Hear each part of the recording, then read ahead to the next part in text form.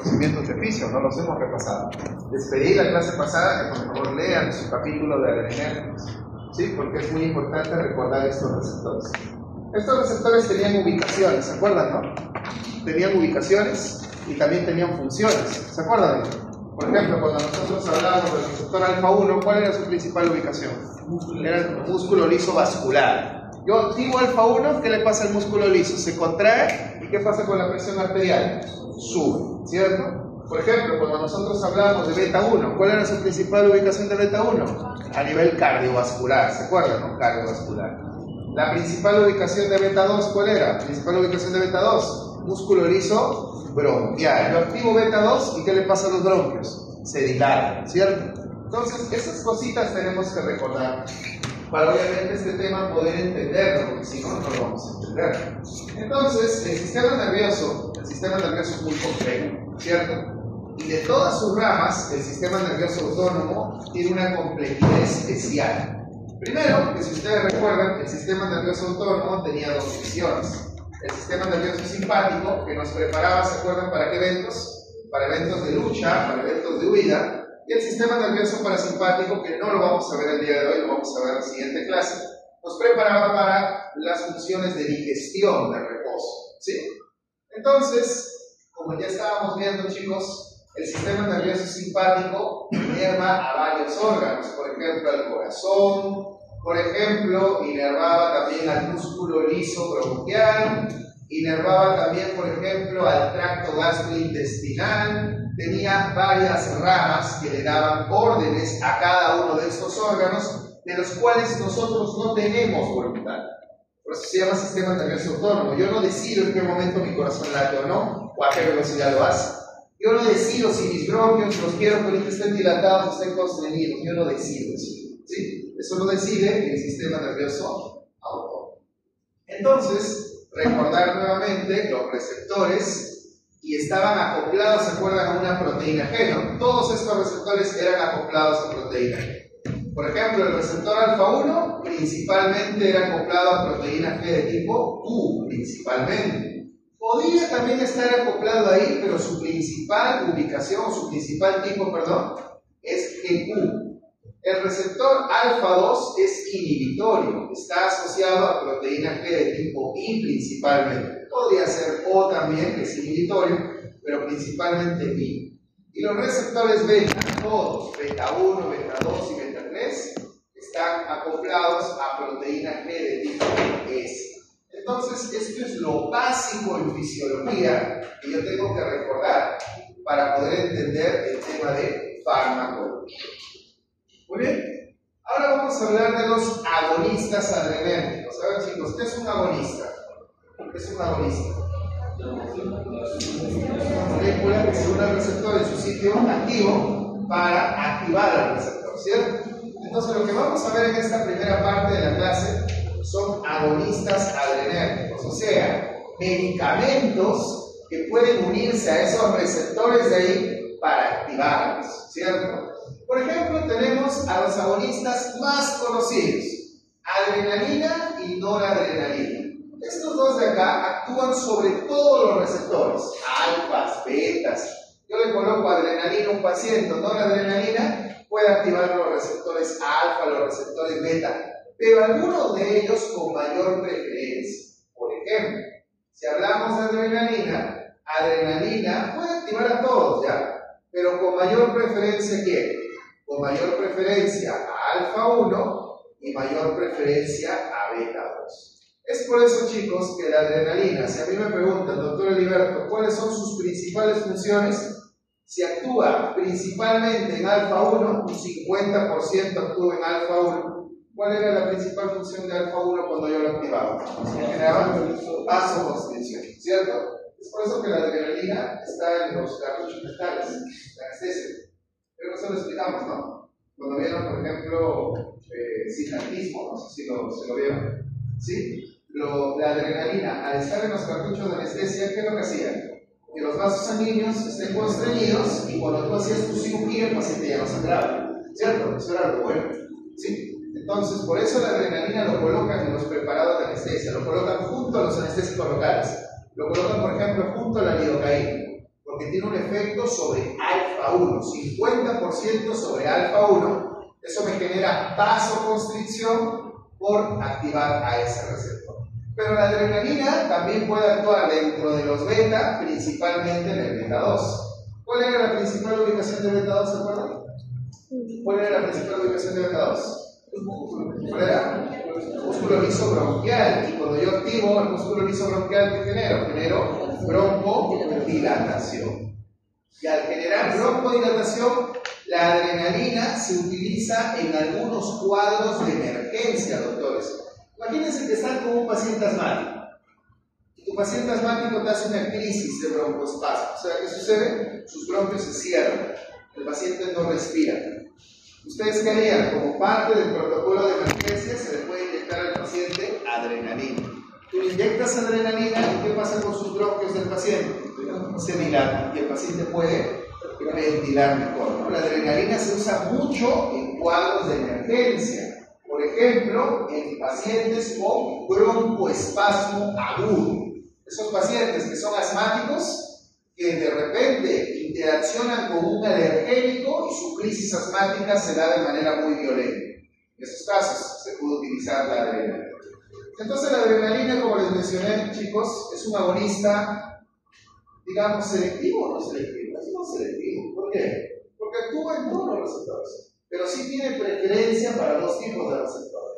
Por ejemplo, para el receptor alfa 1, que lo puede activar en un 50%, y para el receptor beta 2, en otro 50%. Es diferente a la noradrenalina, por ejemplo.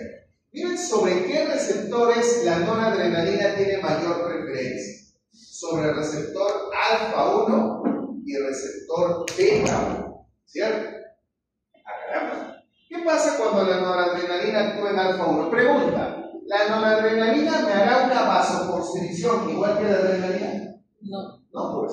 ¿Cuánto era la actividad de la adrenalina sobre alfa 1? Solamente 50%. Pero miren cuánto es la actividad de la noradrenalina por alfa 1. Es un 90%. O sea, ¿quién va a generar más vasoconstricción y por más tiempo? ¿Quién? La noradrenalina. La noradrenalina, ¿cierto? Y aparte, la noradrenalina hace algo que es muy peligroso. Activa directamente beta 1. O sea, ¿qué está haciendo con el beta 1? Al activarlo. ¿Cuál es la principal ubicación de beta 1? Músculo cardíaco. O sea, ¿qué está haciendo directamente el noradrenalina? Está haciendo que tu corazón se excite directamente. O sea, que el corazón empieza a contraerse más fuerte, más rápido, y eso podría ser peligroso. Les comento algo, chicos. Hace 8.000 años, ¿cierto? Los cartuchos dentales no tenían adrenalina, tenían noradrenalina. ¿Y por qué? ¿Por qué creen que le colocaban noradrenalina? Porque al colocarle noradrenalina, el fabricante se aseguraba que ese vaso sanguíneo ¿cómo iba a estar? Cerrado, ¿cierto? Eso nos da dos ventajas. No sé, lo vamos a ver en la anestesia local. Cuando tú cierras el vaso, ¿qué sucede con la lidocaína que tú inyectaste en la zona? ¿Se absorberá? No se absorbe, se queda más rato en el tejido. ¿Eso es bueno o malo? Es bueno, porque tengo mayor tiempo de efecto. Por eso el fabricante decía, no, la adrenalina tiene que ser. Y aparte, había sangrado quirúrgico, no, podía ser huesitos sequitos, ¿cierto? O sea, no, para tomar una foto, cuando hacías sus cirugías. Pero ¿cuál es el problema? Y si tú cierras el vaso por mayor tiempo, ¿qué pasa con tu presión arterial? Se eleva demasiado, no se puede controlar. Y aparte, que estás excitando directamente al corazón, es peligroso, ¿no? Por eso, hace muchísimo tiempo, chicos, cuando nos preguntaban a los profesores de fármaco, hace muchísimo tiempo, ¿se puede colocar anestesia con vasoconstrictor? Con vasoconstrictor. ¿A un paciente hipertenso? La respuesta era no. No se puede. Ahora, ¿cuál es la respuesta? Sí, sí se puede. ¿Se podía colocar anestesia con vasoconstrictor hace muchísimo tiempo? ¿Una gestante? No, una gestante. Tenía la presión, preeclampsia y todo eso, ¿no? Ahora, ¿se le puede colocar una gestante? Sí. ¿Qué ha cambiado? El vasoconstrictor. Ahora ya no se usa la adrenalina, ahora se usa adrenalina. Y como la adrenalina tiene un efecto más compensado, se puede usar en hipertenso. Claro, en un hipertenso que esté controlado. Se puede usar en gestantes, claro. No hay ningún problema, ¿cierto? Y lo genial de la adrenalina es que la adrenalina no excita tanto directamente al corazón como sí lo hace la noradrenalina, ¿sí? Por eso, chicos, esto de acá, la noradrenalina, ¿En qué caso se usaría? En un caso de una emergencia, ¿cierto? Un paciente que está teniendo, por ejemplo, un shock. ¿Saben qué shock, no? ¿Qué shock? Hipotensión severa, y yo quiero utilizar un medicamento que es un potente vasopresor, se podría utilizar la noradrenalina, ¿cierto? En algunos tipos de shock, no en todos, en algunos tipos de shock. Entonces, la adrenalina, ¿cómo lo utilizamos, chicos? La adrenalina se utiliza como vasopresor. ¿Qué es un vasopresor? Medicamento que cierra los vasos sanguíneos, que genera vasoconstricción.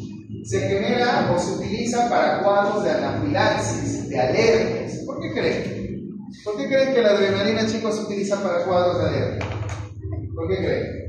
A ver, si ustedes recuerdan un poco de sus cursos de fisiopatología, si yo ahorita hago una anafilaxis, una alergia, imagínense, su compañera me trajo una galleta, todo le invito, no quiero maní, yo soy alérgico al maní, ¿lo como? Empiezo a llenarme de ronchitas, eso no es peligroso. ¿Qué es lo peligroso? Que la alergia hace que tu presión baje. Yo voy a tener una hipotensión, voy a estar más blanco todavía. Hipotensión. Cuando se te baja la presión, ¿qué sientes tú? Mareos, como que te quieres desmayar. Y sobre todo, ¿qué hace la alergia? Que tus bronquios se cierren. Pregunta, ¿tú qué usarías en un paciente con anafilaxis? Si sus bronquios están cerrando, si su presión está bajando, ¿tú utilizarías noradrenalina o utilizarías adrenalina? ¿Cuál sería lo mejor? Adrenalina. Porque la adrenalina actúa en alfa 1, oye, mi presión que está bajando, ahora va a subir, y la adrenalina actúa en beta 2, oye, mis bronquios están cerrando, ahora van a estar dilatados. Eso no hace noradrenalina, ¿se entiende? Por eso la adrenalina se utiliza para cuadros de anafilaxis, ¿no? Se utiliza como un vasopresor, para cuadros de anafilaxis. Si hay paro cardíaco, se puede utilizar adrenalina, obviamente, para restablecer la actividad del corazón. Ya les había explicado esto como un agente contra el broncoespasmo agudo. Si un paciente tiene una crisis, por ejemplo, asmática, y sus bronquios se cierran, vasoconstricción aguda, se puede utilizar adrenalina. Y en odontología, el uso principal de la adrenalina, ¿cuál es? Como un vasoconstrictor que viene junto a los anestésicos locales. Estas son entonces, chicos, las utilidades o las aplicaciones de la adrenalina. ¿Sí? ¿Se entendió, chicos? Vale, ¿se entendió? Sí. En cambio, la noradrenalina tiene menos indicaciones terapéuticas. ¿Por qué? Porque la noradrenalina es un medicamento que, como tiene un efecto más potente sobre alfa 1, hay que manejarlo con mucho cuidado. La noradrenalina se utiliza como vasopresor, se utiliza para paro cardíaco. ¿Qué será mejor para paro cardíaco? ¿Adrenalina o noradrenalina? Noradrenalina, porque actúa directamente en ¿dónde? En beta 1, ¿cierto? Y para algunos tipos de shock, como les digo, ¿no? Shock distributivo. Chicos, cada vez que ustedes escuchan la palabra shock, ¿qué significa? Ustedes escuchan shock, no es que está ahí shock. No. ¿Qué es shock? Shock significa, chicos, hipotensión severa. O sea, cuando ustedes escuchan a un paciente con shock, que está con shock, es porque su presión, ¿cómo está? Baja. Y así nada más, le bajo un poquito, es hipotensión severa. ¿Sí? Shock es hipotensión severa. Bueno, para shock distributivo, por ejemplo, se utiliza la noradrenalina. Para algunos tipos de shock, como ya les estaba comentando. Muy bien, entonces, chicos, hace un ratito que hemos visto, ¿agonistas selectivos o no selectivos? ¿La adrenalina y la noradrenalina son selectivos o no selectivos? No selectivos porque actúan en todo. Tienen preferencia por algunos receptores, pero actúan en todos. Ahora vamos a ver algunos agonistas que son un poquito más dirigidos, un poquito más selectivos por ciertos receptores. Por ejemplo, vamos a ver a los agonistas alfa. Agonistas alfa. O sea, estos medicamentos actúan principalmente en qué receptores? En los receptores alfa. Por ejemplo, alfa 1, por ejemplo, alfa 2. A ver, vamos a ver primero los agonistas alfa selectivos. O sea, medicamentos que solo van a actuar en alfa 1 y otros medicamentos que solo van a actuar en alfa 2. Vamos a ver, primero los de alfa 1. Estos fármacos que aparecen acá, la epinefrina, phenylephrina, pseudoephedrina, que estos tres son los más conocidos. Actúan principalmente en receptor alfa 1. Chicos, si yo tengo que estos medicamentos actúan en el receptor alfa 1, ¿para qué se utilizarán? Por ejemplo, en el caso de la epinefrina, se utiliza como un vasoconstrictor en algunos cuadros. Por ejemplo, cuando lleven sus clases de urgencias y de emergencias, se van a dar cuenta que hay una patología que se llama síncope. Síncope. Es más, su nombre completo es síncope vasovagal. ¿Sí? ¿Qué es eso? El síncope es un cuadro que está desencadenado por estrés, por ansiedad, ¿cierto? Un paciente se estresa, y eso nos puede pasar a nosotros con nuestros pacientes, porque créanme, de todos los profesionales de la salud, ¿cuál es la profesión que más miedo le da a los pacientes? Por culpa de esa pieza mano en taladrito, ¿cierto? Es la odontología. Los pacientes a veces entran al consultorio dental pensando de que el consultorio dental es una sala de la Santa Inquisición que se le va a torturar al paciente, ¿no? El paciente se le baja la presión. ¿Sí? Si se te baja la presión, pero tú estás despierto, me siento mal, me siento mareado, tienes una lipotimia. Una lipotimia. Pero si la lipotimia progresa, ¿a qué progresa? ¿A qué creen? A un 5. ¿Y cuál es la característica del 5, chicos? Que el paciente perdió la conciencia. Ahí está en el piso. ¿Se entiende? Perdió la conciencia. 5. Pregunta, ¿por qué perdió la conciencia el paciente? ¿Cuál fue el motivo? Fue por miedo. ¿Pero qué hizo el miedo? ¿En tu presión? ¿Suba o baja? Baje. ¿Por qué baja? ¿Porque tus vasos se dilataron o se constriñeron? Se constriñeron. O sea, si yo cierro el vaso, la presión sube. Si yo dilato el vaso, ¿qué pasa con la presión? Baja. ¿Cierto? Pregunta, mírenme, yo tengo miedo ahorita, tengo miedo de los rostros que estoy viendo, ¿no? Que no están entendiendo nada. Tengo miedo, mírenme. Al tener miedo yo, ¿qué pasa con mis vasos sanguíneos? Se dilatan. Al dilatarse, díganme, ¿ustedes creen que la sangre va a subir correctamente? Mi presión está bajando, chicos. ¿Qué va a pasar con mi sangre? Mi sangre no va a poder subir. ¿Cuál es el órgano que tengo más arriba de todo mi cuerpo? El cerebro. Al no subir, ¿qué sucede? Empiezo a marear y cae, ¿cierto? Entonces, ¿cuál es la solución en estos casos de psicólogo? ¿Cuál es? Una de las soluciones, no todas. ¿Cuál es una de las soluciones? Dar un medicamento que haga que los vasos que están dilatados ahora como estén constreñidos. ¿Para qué? Para que la presión suba y yo me recupere. Epinefrina se usa para casos de síncope vasovagal. ¿Se entiende? Entonces, la epinefrina, como actúa solo en alfa 1, entonces este medicamento lo que hace es hacer que tu presión se eleve, y al elevarse la presión, ¿qué sucede? Al elevarse la presión, yo empiezo a recuperar. ¿Sí? Para eso se utiliza, chicos, la epinefrina. Se utiliza para el tratamiento del síncope. Se puede utilizar para el tratamiento del síncope vasovagal. Ahora, acá vemos dos medicamentos que están sombreados de amarillo, la feninefrina y la pseudoefedrina. Estos dos medicamentos, no sé si ustedes han dado cuenta, a mí me da risa porque a veces uno toma los medicamentos, no tiene ni la mínima idea de lo que estás tomando. Cuando vas a la farmacia, tienes algo para la gripe, puedes dar veneno y tú lo tomaste, ¿cierto? O sea, tranquilamente, ¿no? Ni siquiera vemos, ¿no? ¿Qué estoy tomando? ¿No? ¿Qué estoy tomando? Oye, ¿qué estoy tomando? Fíjate que soy alérgico a algo, pero yo lo estoy tomando, ¿no? Aquí les acá, la feninefrina y la pseudoefedrina son medicamentos que se encuentran muy comúnmente en los preparados antigripales. Así, pues, sinceramente, cuando tú te gripas, ¿qué es lo que más te incomoda? ¿El dolor de cabeza? Puede ser, pero ¿lo puede disimular o no el dolor de cabeza? Sí, sí. Pero la secreción nasal la puede disimular. Es horrible, ¿no? Está...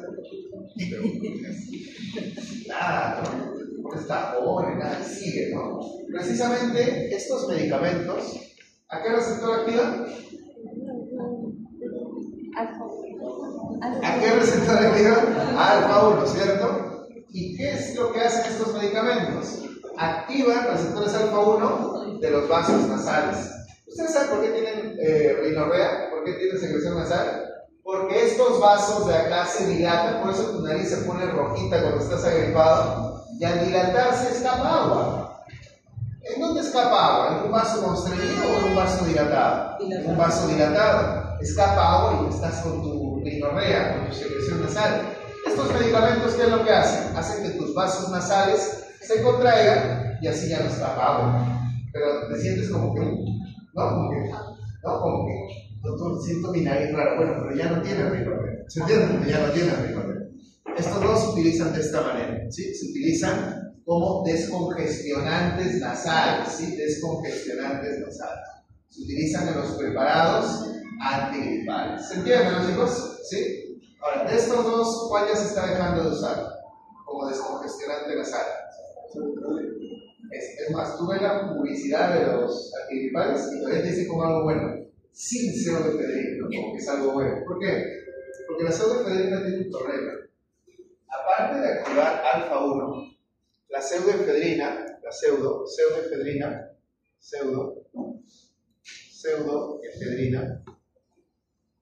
aparte de activar alfa-1, también puede activar peligrosamente a beta-1. ¿Se entiende? Por eso cuando antes uno tomaba un preparado antigripal que tenía pseudoefedrina, la condición era que el paciente no tenga ¿qué cosa? Cardiopatías. ¿Se entiende? Porque ¿qué pasa? La pseudoefedrina puede activar peligrosamente receptores beta-1 y eso podría generar problemas. En cambio la fenilefrina no. Eso no activa beta-1, solamente activa alfa-1 nasal. ¿Se entiende o no? ¿Sí? Chicos, ¿ustedes alguna vez han ido que se haga una prueba visual para que les pongan anteojos lentes? ¿Sí? ¿Han visto que a veces el oftalmólogo les coloca unas gotitas en el ojo y luego les hace ver como una pantallita, ¿cierto? Y esa gotita arde mucho, ya. Fenilefrina. ¿Por qué le colocarán fenilefrina a los ojos? A ver, ¿dónde teníamos receptores alfa-1 también en el órgano visual? ¿Dónde? ¿Se acuerdan de qué músculo? Cirugía, ¿qué músculo? ¿Radial o circular? Radial. Músculo radial. ¿Y qué es lo que hacía alfa? Díganme, ¿qué es lo que hacía alfa-1 en el ojo? ¿Midriasis o miosis? Midriasis. O sea, la pupila se contrae, se dilata. Acá, si yo soy oftalmólogo y quiero hacer un examen de fondo de ojo, ¿yo qué quiero? ¿Que la pupila esté constreñida o que esté dilatada? Dilatada. Por eso la fenilefrina, aparte de utilizarlo como descongestionante nasal, se utiliza como medicación para evaluar fondo de ojo. ¿Se entiende, no? ¿Sí? Entonces, esas serían las utilidades. De estos tres, que son los más importantes. Muy bien. Chicos, ¿qué acabamos de ver ahorita? Acabamos de ver los medicamentos que son alfa-1 selectivos, o sea que actúan principalmente en alfa-1. Y tenemos por otro lado medicamentos que son agonistas alfa-2. ¿Sí? Agonistas alfa-2. A ver, para aprender o recordar que ha sido un agonista alfa-2, necesito que me presten acá atención. Miren. Acá tengo una neurona. ¿Se acuerdan o no? Sinapsis. ¿Sí? Tercera clase de fisiología general, sinapsis. ¿Sí? Acá tengo la neurona. La neurona va a liberar un neurotransmisor. ¿Se acuerdan cómo se llama el neurotransmisor? Si estamos en sistema simpático, ¿cómo se llamará? Se llamará noradrenalina. ¿Cierto? Bien, noradrenalina. Perfecto. La noradrenalina puede actuar, por ejemplo, en qué receptor. Se me ocurre mía, puede actuar en el receptor alfa-1. ¿Ya? Alfa-1, Acá lo dibujo. Pregunta, chicos, doctor, pero estamos en alfa-2. Sí, miren. Actúa en alfa-1.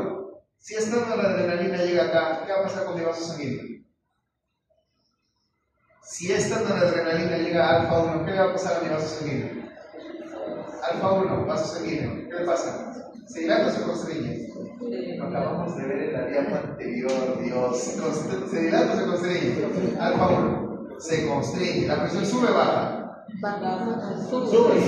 Sube, ¿cierto? Ya baja. Chicos, nosotros acá tenemos unos receptores que se llaman alfa-2. Y estos alfa-2, si usted recuerda el fisio, participaban en un evento que se llamaba ¿recuerdan, no? Retroalimentación negativa. ¿Sí? ¿Se acuerdan, no? Retroalimentación negativa. ¿Qué significa, chicos? que si yo activo a este receptor, ¿qué va a pasar? Esta neurona, retroalimentación que dice, negativa, esta neurona va a dejar de liberar noradrenalina. Pregunta, ¿qué pasa si yo uso un fármaco que activa a estos receptores? ¿Va a haber más o menos liberación de noradrenalina? Menos, y si hay menos, va a haber menos actividad de quién también, de alfa 1, o sea, más presión o menos presión. Más presión o menos presión, que camino con ustedes. Ya cuando estoy por el último pasito, se van por otro lado. Chicos, mira acá, pero no me están entendiendo. Eso pasa cuando uno se memoriza las cosas, cuando no las entiende. Por eso la doctora Mario voy a llegar a decir, analicen, ¿no? Analicen, mira. ¿Qué pasa cuando la noradrenalina se libera? Puede actuar en alfa 1, ¿la presión sube o baja? Sube. Pero ¿qué pasa si uso fármacos que actúan en alfa 2? ¿Qué hace alfa 2? Retroalimentación negativa, o sea, al final esta neurona libera mucha o poca noradrenalina. Poca retroalimentación negativa, hace que esto ya no trabaje, que ya no libere tanto. Si ya no se libera tanta noradrenalina, ¿qué va a pasar con mi presión? ¿Sube o baja? Baja. ¿Para qué se usarán estos medicamentos? Para el tratamiento de la hipertensión arterial. ¿Se entiende? Para el tratamiento de la hipertensión. Por ejemplo, los más conocidos, los que más se usan, clonidina. Clonidina se usa para el tratamiento de la presión arterial. Metildopa se utiliza para el tratamiento de la presión en gestantes. ¿Sí? Metildopa se utiliza para el tratamiento de la presión arterial, específicamente en gestantes, porque tiene la mejor seguridad en la gestación. ¿Sí? Entonces, de estos tres, ¿cuál yo voy a aprender? Clonidina y metildopa. Hay otro que se llama que también está en este grupo, ¿sí? Que seguramente uno de los artículos, ¿ya veo anestesia general? Anestesia general, ¿han visto? ¿No tenía teoría de anestesia general? Se lleva mucho disciplina, ¿no? ¿Se ha traído? ¿Han hecho un medicamento que se llama dexmedetomidina? Bueno, en los artículos, nadie habla de dexmedetomidina. La dexmedetomidina es un medicamento que pertenece a este grupo, ¿sí? A ver, así se llama, miren. Sería accesible, mira, se llama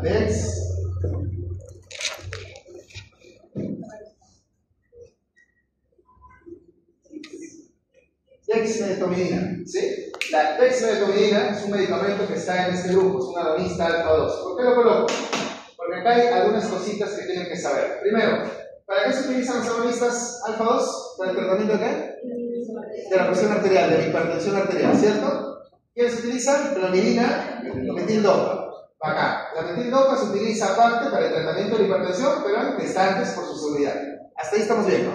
Pero ¿qué han descubierto los científicos? Que nosotros acá en el cerebro tenemos alfa 2. Y cuando tú administras a un paciente, por ejemplo, clonidina, y más todavía, dexmedetomidina, le generas al paciente un efecto. ¿Alfa 2 qué era? La popular proteína ¿qué tipo? ¿Y qué es?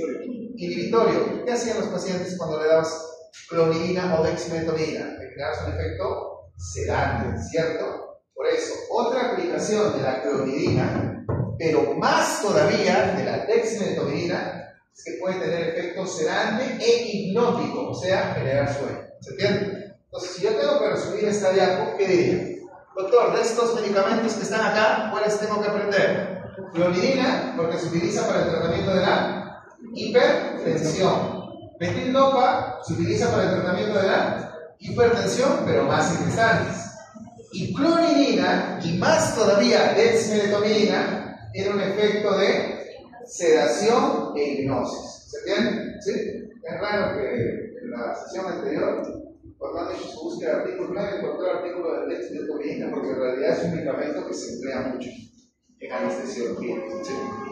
¿Se entendió esta diapositiva, chicos? Entonces, ¿qué medicamentos estamos viendo ahorita? Hace un ratito vimos los agonistas alfa 1. Y ahorita estamos viendo los agonistas alfa 2. Sigamos. ¿Bien? Principalmente este y este. Principalmente. Sigamos. Sigamos. Muy bien, chicos. Terminamos los agonistas alfa 1 y terminamos los agonistas alfa 2. ¿Sí? ¿Alguna pregunta hasta acá? ¿Alguna pregunta hasta acá? ¿Todo bien, no? ¿Todo bien, no? Muy bien. Ahora vamos a hablar de los agonistas beta. Los agonistas beta. Los agonistas beta. Acá, chicos, primero, yo les quiero hacer una pregunta. ¿Ustedes creen que existirá un medicamento que haya sido fabricado solo para excitar beta 1? Sí. Bueno. Chicos, escuchen. Hace un ratito les dije, ¿hay agonistas selectivos de alfa 1 o no? Sí. Si nos conviene, ¿no? ¿Hay agonistas selectivos de alfa 2 o no? Sí. Vamos a ver. Dominina, metildopa, de alfa 2, no de alfa 2.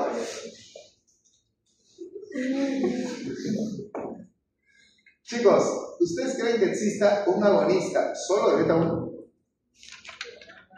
¿Qué es lo que hemos dicho hace un ratito cuando vimos los que no eran selectivos? Adrenalina, noradrenalina. ¿Por qué la noradrenalina ya no se usa mucho? Porque tiene un efecto directamente o un poquito, 10% nada más, ¿ah? ¿En qué receptor? Beta 1 cardíaco. ¿Y eso era peligroso, no? Sí. ¿Ustedes creen que existiera un medicamento que tenga 100% de efecto en beta 1? No. ¿Qué pasaría, no? Sería un desastre, ¿no? Por eso no hay agonistas beta 1. O sea, solamente para beta 1 no hay. Pregunta, no se distraigan, pregunta. ¿Existirán agonistas solo para beta 2? Ahí sí, pues. ¿Cuál era la principal ubicación de beta 2? Músculo lisobronquial. Y si yo utilizo un fármaco que solo excita eso, ¿qué le voy a generar a mi paciente? Broncohidratación, va a poder respirar mejor. Eso sí. Y por eso, de frente nos vamos a dar agonistas beta 2, ¿cierto? Y todos los medicamentos que ustedes ven acá, ¿en qué patología se utilizan? Bueno, la gran mayoría. ¿En qué patología? En asma, ¿cierto? En asma. Porque los agonistas beta 2, como van a unirse, chicos, van a unirse a los receptores beta 2, principalmente los bronquiales, lo que va a generar es un efecto de broncodilatación. Y ahí tenemos, por ejemplo, el famoso salbutamol, que en muchos países lo conocen más como albuterol. Acá en Perú nada más se conoce mucho como salbutamol, medicamento que utilizan mucho los asmáticos. Salbutamol o albuterol es lo mismo. ¿Qué es lo malo del salbutamol, chicos? Que tiene un efecto muy corto. Por eso el salbutamol se utiliza principalmente en qué casos? Para el control de la enfermedad o en la urgencia. En la urgencia, ¿no? Yo soy asmático, ¿está bien de acuerdo? Entonces con el asma, al toque mi salbutamol y puedo respirar, ¿cierto? Pero si yo no quiero que me dé una crisis, por ejemplo, ¿en qué momentos del día da con mayor frecuencia las crisis asmáticas? En las noches. Cuando tú estás echado, ¿cierto? Estás echado, en ese momento tu capacidad respiratoria, ¿cierto? Uno cuando está echado, y más todavía los que duermen boca arriba, la respiración es un poco dificultosa y a veces los pacientes te hacen ese asma nocturno, ¿no? Pero si yo soy asmático y yo sé que voy a ir a dormir y yo quiero dormir mis 8 horas y tener una crisis, entonces ¿utilizaré uno de acción corta o utilizaré mejor uno de acción larga? Acción larga, ¿no? Y por eso se utiliza fenoterol. Fenoterol se utiliza igual, la misma presentación, ¿va? Sí. Se utilizan todos estos de acá que son para el asma, se utilizan en inhalación, por vía inhalatoria, ¿sí? Ese medicamento de acá se utiliza para el control de la enfermedad, o sea, lo controla todo el tiempo que el paciente está descansando, ¿sí? Y el salbutamol, como es de acción corta, se utiliza más ¿en qué casos? En casos de emergencias y urgencias, tromboespasmo, ¿sí? ¿Quién más también se utiliza así? ¿Quién más, chicos? ¿Quién más es de acción larga y también se puede utilizar así? El salmeterol, también. Albuterol, fenoterol, salmeterol se pueden utilizar. Ahora, este de acá quiero que hablarles un poquito. Chicos, si ustedes recuerdan sus clases de física, es que las recuerdan, ¿sí? Beta 2 lo encontramos principalmente en músculo bronquial, pero había una ubicación muy curiosa, era en el músculo uterino. No sé si se acuerdan, ¿sí? El músculo uterino, ¿qué hacía beta 2? ¿A quién se acuerda? ¿Qué hacía beta 2 en el músculo uterino? ¿No? Relajaba, generaba relajación del músculo uterino. ¿Qué sucede? Hay señoras que están embarazadas y el Chucky ya se quiere salir, ¿no? O sea, ya está tomando la fiesta para llegar en octubre y en septiembre ya quiere salir, no está con contracciones. El médico evalúa y dice, ¿pueden hacer o no pueden hacer? Algunos casos que nazca, que nazca. Ya se formó, puede nacer. Pero hay casos en los cuales el útero se contrae peligrosamente y el Chucky todavía no está preparado para nacer. Entonces, ¿qué es lo que hace el médico? El médico le da ritodrina, que es un medicamento, es un agonista beta-2, pero ¿de qué músculo creen? ¿Bronquial? No, uterino. Y al hacer ese efecto en beta-2 uterino, ¿qué hace con el músculo uterino? Lo relaja. Y al relajarlo, ya el niño no nace. ¿Por qué nace el niño? Porque hay un efecto de la oxitocina. ¿Se acuerdan la hormona, no? La oxitocina que hacía que el útero se contraiga. Entonces, la ritodrina, ¿qué es lo que hace, chicos? ¿Qué es lo que hace la ritodrina? Genera relajación del músculo uterino. ¿Cómo se llama? ¿Cuál es el término correcto cuando tú quieres hablar de relajación del músculo uterino? Eso se llama un efecto topolítico. Efecto topolítico. ¿Qué es el efecto topolítico? Es el efecto de relajación uterina. Si yo les pregunto en un examen, ¿qué medicamento tiene efecto topolítico? Es ritodrina. Doctor, usted me dijo que era sobre el útero. Esto es, ¿sí? Efecto topolítico es relajación uterina. ¿Sí? Muy bien. Doctor, y cuando se contrae el útero, ¿cómo se llama? Efecto oxitocina. De oxitocina.